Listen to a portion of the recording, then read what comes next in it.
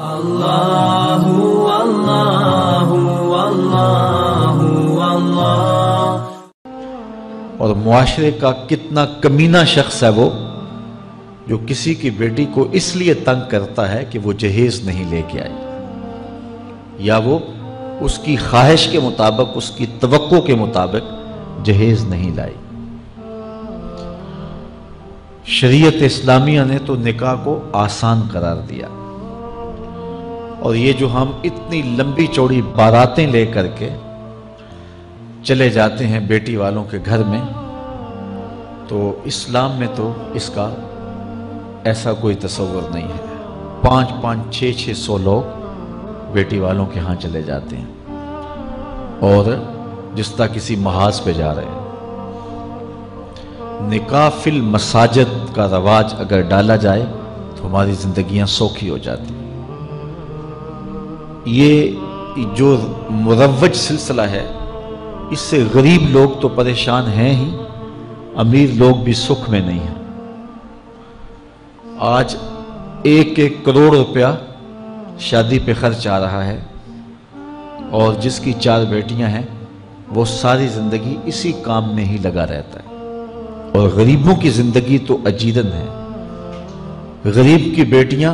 سگڑ ہیں، سمجھدار ہیں، سنجیدہ و متین ہیں، پڑھی لکھی ہیں، خوبصورت ہیں، لیکن ان کے رشتے قبول اس لیے نہیں کیے جا رہے کہ ان کے پاس دینے کے لیے کچھ نہیں ہے۔ اور اب ایک سلسلہ چلا جہیز فنڈ کا اور اجتماعی شادیوں کا، تو شاید کسی کے لیے اس میں تسکین ہو، لیکن میں تو ایک مرتبہ ایسی تقریب میں گیا ہوں تو دکھی ہو کے آیا ہوں۔ ہر شخص کا اپنا مزاج ہوتا ہے، مختلف تنظیمات، مختلف لوگ غریب بچیوں کی اجتماعی شادیاں کر رہے ہیں، تو میں ایک تقریب میں مجھے کھینچ کے کچھ لوگ لے گئے۔ میں نے کہا مجھے تجربہ تو نہیں ہے، لیکن مجھے لگتا ہے کہ میرے لیے تکلیف کا سامان ہوگا، اور دوست جس مقصد کے لیے مجھے لے کے جا رہے ہیں تو ان کا مقصد بھی پورا نہیں ہوگا۔ ایسا ہی ہوا، ایک ہال میں 15 سے 20 بچیاں تھیں، اور دوسری جانب 15 سے 20 بچے تھے، اور ان کے مہمان، ان کا ہجوم تھا، اور اسٹیج کے اوپر جو کرسیاں لگی تھیں ان پر مخیر حضرات بیٹھے ہوئے تھے جنہوں نے سرمایہ لگایا اور جہیز فنڈ دیے، اور تنظیم کے لوگ آ کے اپنی کارکردگی بیان کر رہے تھے۔ تو آخر میں انہوں نے مجھے کہا کہ ہم آپ سے کچھ سننا چاہتے ہیں، تو میں نے بیٹھے بیٹھے کہا کہ میں دعا کر دیتا ہوں، لیکن ان کا اصرار بڑھا، تو میں نے مائک پہ آ کے کہا کہ انسان کی زندگی میں 3 موقع ہوتے ہیں جس دن وہ مہمان خصوصی ہوتا ہے، اور سب لوگوں کی نظر اسی کے چہرے پہ ہوتی ہے۔ ایک جب وہ پیدا ہوتا ہے تو کالا کلوٹا بھی ہو تو ساری بستی اس کا منہ دیکھنے آتی ہے،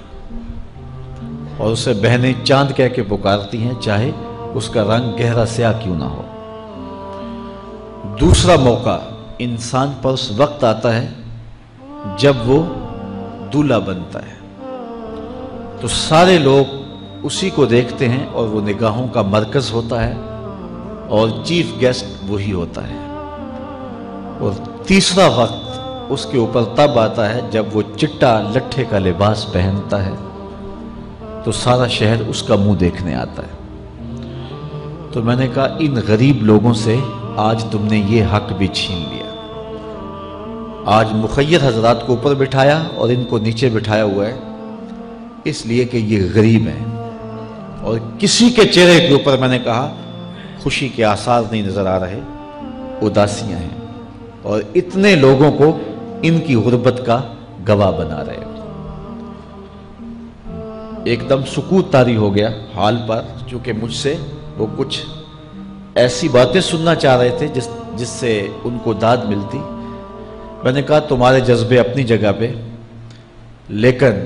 کاش کے رات کے اندھیرے میں ان بیٹیوں کے ماں باپ کو تم نے کچھ پیش کیا ہوتا اور یہ اپنے گھر سے رخصت ہوتی تو عرش والا رب بڑا راضی ہوتا۔ لیکن برا کرے نمائش کا کہ ہم نے ان بیٹیوں کا تماشا لگا دیا۔ میں ایک شہر میں گیا تو وہاں آج کل وہ پہلے تھا نا عمرے کے ٹکٹ محفل نعت میں، تو آہستہ آہستہ مجمع سمٹ گیا، تو اب ایک نیا سلسلہ شروع ہوا ہے کہ جہیز کی پرچیاں نکالی جائیں گی۔ تو اسی سال آپ کے قرب میں ایک جگہ 10 کے 15 جہیز فنڈ تھے، تو مجھے خطاب کرنے کے لیے انہوں نے کہا، تو بڑے شوق سے منتظم محفل نے بتایا کہ 15 بچیوں کا جہیز بھی نکالا جائے گا، اور اس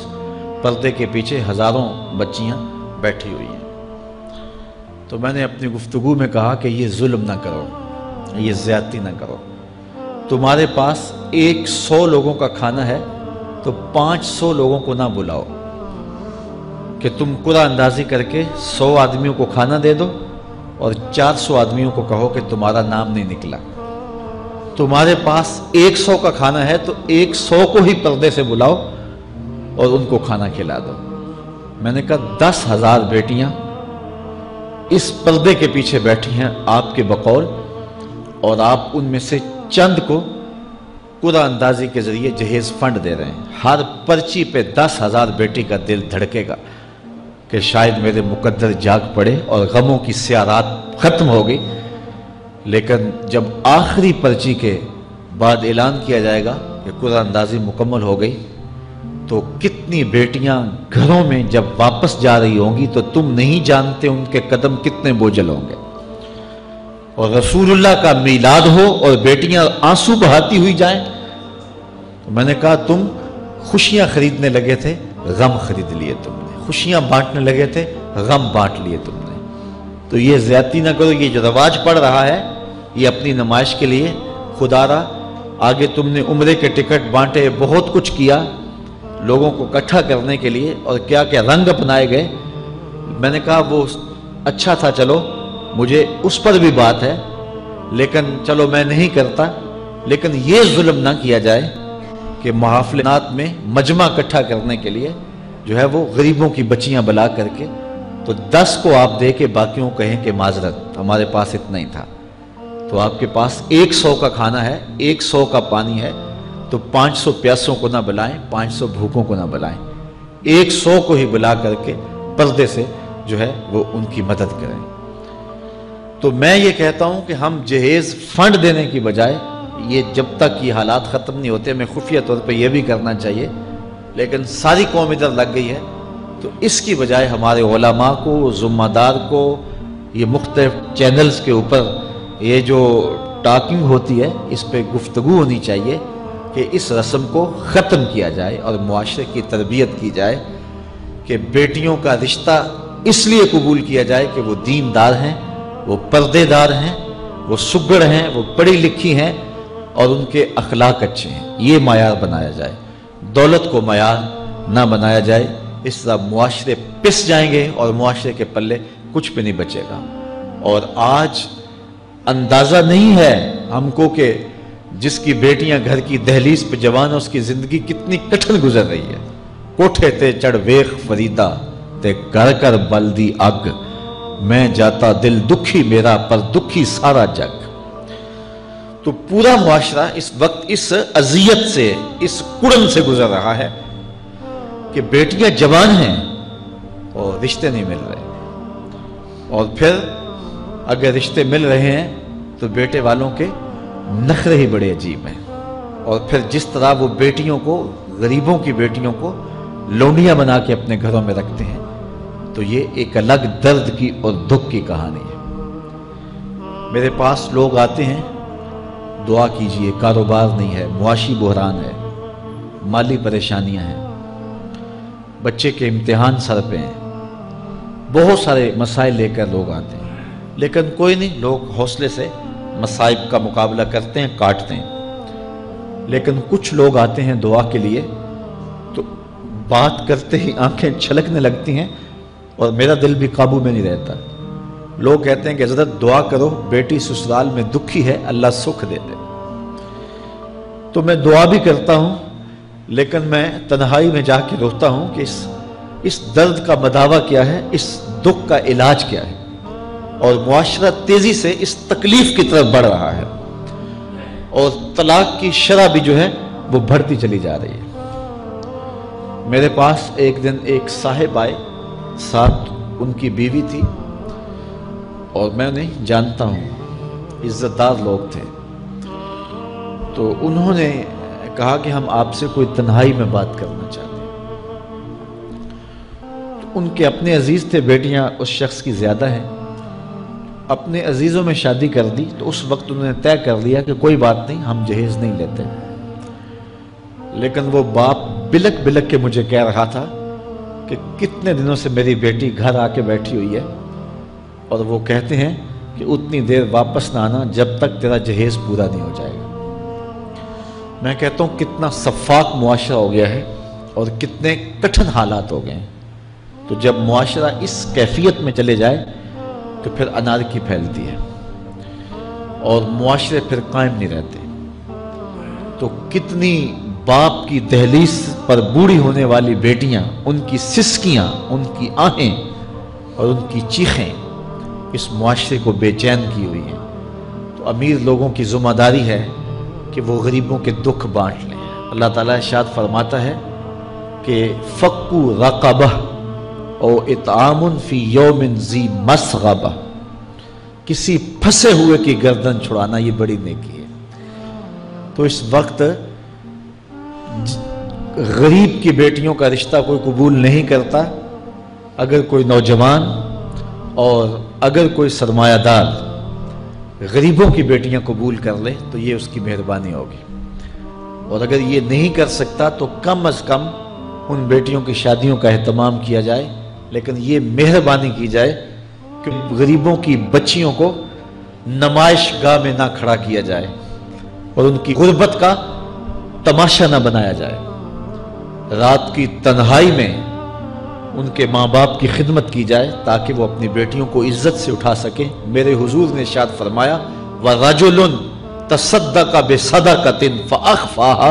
حَتَّى لَا تَعْلَمَ شِمَالُهُ مَا تُنْفِقُ يَمِينُهُ، جس شخص نے تنہائی میں خیرات کی کہ دائیں ہاتھ نے جو خرچ کیا بائیں کو پتہ بھی نہ چلا، قیامت کے دن جب کوئی سایہ نہیں ہوگا اللہ اس شخص کو اپنے عرش کا ٹھنڈا سایہ عطا فرمائے۔ تو یہ جو اجتماعی شادیوں کا ماحول ہے، تو اگر اس کو ہم اس میں تبدیل کر لیں کہ غریبوں کی عزت نفس مجروح نہ ہونے پائے، تو اللہ تعالیٰ یہ توفیق نصیب فرمائے اور معاشرے کے اندر ایسے لوگ نکلیں جو معاشرے کے دکھ بانٹتے ہیں۔ اور علماء کو منبر و محراب سے زوردار آواز اٹھانی چاہیے کہ یہ جو رسم پیدا ہو گئی ہے جہیز کی، اور اس کے بغیر بیٹیاں گھر سے رخصت نہیں ہو سکتی ہیں، تو اس کو ختم کیا جائے اور اس کے خلاف عملی جہاد کیا جائے، اور اس کے لیے امیر لوگ نمونہ بنیں۔ غریب لوگ تو نمونہ بن نہیں سکتے، مشکل ہے ان کے لیے، لیکن امیر لوگ اگر نمونہ بنیں تو وہ بن سکتے ہیں اور معاشرے کے اس ناسور کو ختم کیا جا سکتا ہے، اور غریبوں کی بیٹیاں عزت سے اپنے پیا گھر سدھار سکتی ہیں، اور ان کو جو ہے ان کے ماں باپ کو تسکین کی اور چین کی نیند آ سکتی ہے۔ آج میں نے نکاح کے حوالے سے بہت ساری باتیں کرنی تھی، لیکن عنوان ادھر چلا گیا چونکہ یہ ایک سلگتا ہوا مسئلہ ہے اور ہمارے معاشرے کو کاٹ رہا ہے اور توڑ رہا ہے۔ ایک تو گھروں کی دہلیز پہ بیٹیاں بوڑھی ہو رہی ہیں، اور دوسرا شرع طلاق جو ہے وہ بڑھتی چلی جا رہی ہے۔ اس حوالے سے میں زیادہ لمبی گفتگو نہیں کرتا، صرف دو چار باتیں کہ طلاق اگرچہ مرد کا شرعی حق ہے، اور اگر نباہ نہ ہوتا ہو تو طلاق دینا ناگزیر ہو جائے تو طلاق دینا ہی پڑتا ہے، لیکن اس کے باوجود اگر کوئی شخص اپنی بیوی کو برداشت کرتا رہے تو قیامت کے دن رب کی رحمتوں کا حقدار ہوگا۔ جائز کاموں میں جو سب سے ناپسندیدہ امر ہے وہ طلاق ہے، اور جب کوئی شخص طلاق دیتا ہے اللہ کا عرش بھی ہلنے لگ جاتا ہے۔ امرأہ مردودہ اس خاتون کو کہتے ہیں جس کے شوہر نے اس کو طلاق دے دی اور وہ اس قابل نہیں ہے کہ اس کا دوبارہ نکاح ہو سکے۔ پہلے ہی بڑی مشکل نکاح ہوا تھا، بدصورت تھی، جہیز نہیں لا سکی تھی، تو پہلے بڑی مشکل نکاح ہوا تھا، اب طلاق ہو گئی تو اب تو اور زیادہ ہی مکان مشکل ہو گیا۔ تو وہ اپنے باپ کی دہلیز پہ بیٹھ گئی، آگے نکاح کا ارادہ بھی نہیں ہے چونکہ امکان باقی نہیں ہے۔ تو اس عورت کو شریعت میں کہتے ہیں امرأہ مردودہ، لٹائی گئی خاتون۔ حدیث میں آتا ہے کہ کل اس خاتون کے باپ کو اس کے گناہوں کی وجہ سے جہنم کا حکم ہوگا، تو یہ جہنم اور اپنے باپ کے درمیان آڑ بن کے کھڑی ہو جائے گی اور رب سے بحث کرے گی کہ میرے مالک تو نہ مجھے عقل دی نہ تو نے مجھے شکل دی، سسرال نے قبول نہ کیا اور خامن نے دھتکار دیا۔ یہ ایک بوڑھا باپ ہی تھا جو مزدوریاں کر کر کے میرا پیٹ پالتا رہا، اس کے بڑے گناہ ہوں گے لیکن مالک میں تو اس کو جہنم میں نہیں جانے دوں گی۔ اللہ سے لڑائی کرے گی، بحث کرے گی، اللہ اکبر، الجھاؤ پیدا کر دے گی۔ حدیث میں آتا ہے اللہ اس خاتون کی سفارش مان کے اس کے بوڑھے باپ کو جنت عطا فرما دے گی۔ اگر طلاق دینا ناگزیر ہو جائے، بہت ضروری ہو جائے طلاق دینا اور اس کے بغیر کوئی دوسرا راستہ نظر نہیں آ رہا، تو پھر بھی 3 طلاقیں اکٹھی نہ دیں، 1 طلاق دے دیں۔ اور 1 طلاق دینے کا فائدہ یہ ہوگا کہ 3 مہینے کے بعد عورت فارغ ہے، آگے نکاح کرنا چاہے تو کر سکتی ہے۔ لیکن اگر 3 ماہ کے بعد، 4 ماہ کے بعد، سال کے بعد، 2 سال کے بعد اس نے آگے نکاح نہیں کیا تو دوبارہ ان کا پروگرام نکاح کا ہو جاتا ہے، تو پھر واپس آنا آسان ہوتا ہے۔ تو لوگ یک مشت 3 طلاقیں دے دیتے ہیں اور پھر مسئلہ پوچھتے ہیں، تو چونکہ ہمارے یہاں کثرت احناف کی ہے اور واضح احکام جو شریعت کے ہیں وہ 3 اکٹھی طلاقیں اگرچہ ناپسند ہیں لیکن 3 طلاقیں اکٹھی 3 ہی ہو جاتی ہیں، تو پھر اس کے بعد اپنا مسلک بدلنے کی کوشش کرتے ہیں، یا جو ہے وہ ایسے لوگوں سے فتویٰ دیتے ہیں جن کا یہ فتویٰ نہیں ہے اور ایک عجیب الجھن میں مبتلا ہو جاتے ہیں۔ اس لیے اگر ناگزیر ہو جائے طلاق دینا تو پھر بھی 1 طلاق دینی چاہیے۔ جو 3 طلاقوں سے حاصل ہوگا، عورت سے الگ ہونا، وہ 1 طلاق سے ہی حاصل ہوگا۔ اور 1 طلاق بھی طہر کی حالت میں دینا چاہیے، عالم حیض میں نہیں، چونکہ ان دنوں کے اندر مرد کا رجحان عورت کی طرف زیادہ ہوتا ہے، اس لیے شریعت نے طہر میں طلاق دینے کا حکم دیا ہے اگر کوئی طلاق دینا چاہے۔ لیکن اگر کوئی حیض میں طلاق دے دے تو پھر بھی طلاق ہو جائے گی، تینوں اکٹھی دے دیں پھر بھی طلاق ہو جائے گی۔ لیکن 1 طلاق اور وہ بھی طہر میں اگر دی جائے، ہاں مہینے کے وقفے کے بعد دی جائے تو پھر بھی موقع موجود ہوتا ہے۔ تو عمومی طور پہ لوگ 3 طلاقیں اکٹھی دے کے بعد میں پریشان ہوتے ہیں، جو کہ طلاق دینے کے بعد پھر پوزیشن سوچ کی اور گمان کی اور ہوتی ہے۔ تو یہ ضروری باتیں تھیں۔ کار ما آخر شدو آخر ز ما کار نشد۔